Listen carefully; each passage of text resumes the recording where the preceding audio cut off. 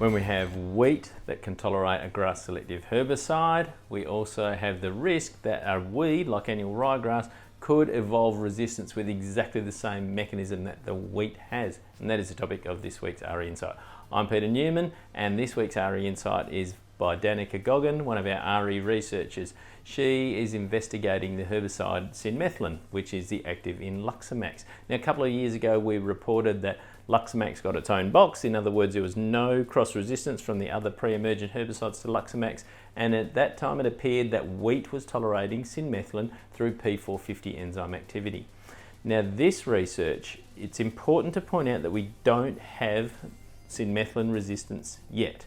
So what Danica was working on was some populations of ryegrass from the Western Australian wheat belt where they had slightly higher levels of tolerance of cinmethylin than normal ryegrass.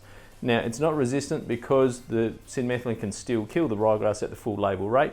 However, she did find some populations with slightly more tolerance, and that allowed her to study what is giving them that tolerance. And it appears that it's potentially exactly the same enzymes and exactly the same metabolic activity that the wheat has.